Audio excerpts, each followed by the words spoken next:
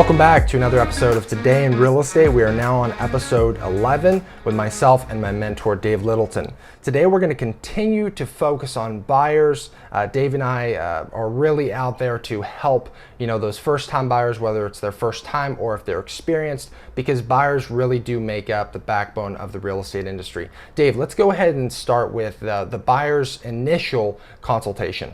That's a very important meeting to get started. We like to take the time to talk with the buyer if it's a young couple or a couple at any age really. Like to have them both there. Whoever is the buyer, we'd like to have all the buyers in the same room. That way we can get the information out. We can talk about who is the decision maker among that group. And there's just a lot to cover. We want to get to know the buyers and their personalities, a little bit of their history. We want to be able to talk about how the multiple listing service works, because the MLS is the entity that drives all of the consumer websites for real estate. And some of those consumer sites don't stay as current as I think they should. They may show property that's active, but actually it's pending. And so we connect our buyers with the multiple listing service that we have access to, set them up on the collaboration center. And we talk about how the contract works. And this is all done in one initial meeting, so we cover a lot of ground.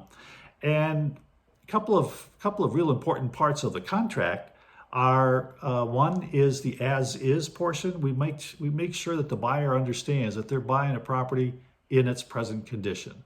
The seller isn't under any obligation to fix anything.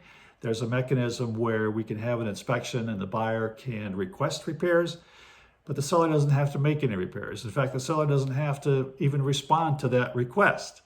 So there's a lot to cover and a lot of information that can come out of it as we get to know them, they get to know us, and we determine whether we're a good fit to work together. Yeah, exactly, Dave. And we're here to give you guys as much information as possible when it comes down to actually going out and buying that home. When you're working with an agent, whether it's Dave or myself, we're going to be able to be there step by step to coach you through the process. But one thing I really want to focus on is how important it is that we actually get to know you, kind of getting to know your wants and needs. Not getting too personal, but it's very important that us as agents and really working in the service industry, it's very important that we understand exactly what you're looking for, whether a school system is more important than a nightlife, the environment you really want, and just overall the type of home and neighborhood that you're looking for. It's our job to coach and to counsel that buyer, no matter what they're looking for, no matter the price range, no matter the area. And we want to get to know that buyer, because this is not just a one-time transaction. This is not a one and done like you're buying a consumer product. This is it's a long-term relationship, because we're going to be in each other's lives for several months to get this done, and hopefully for a long time afterward, as we become a valuable resource for things that they may need down the road. Contractors, appraisers, roofers, plumbers. We have access to a lot of resources, and we see it as a long-term relationship, not just a single transaction. Yeah. Now, Dave, obviously we're still in this COVID environment, so let's talk a little bit about just how we see and evaluate property, and kind of give the people an inside look at where we're at there with this COVID environment. Yeah, there are many precautions that we take. The Coldwell Banker has set up their own strategies. The California Association of Realtors has some very strict guidelines on showing property. We wear face masks, gloves, we carry sanitizers. And when we're in a property, we're very careful about what we touch and where we go.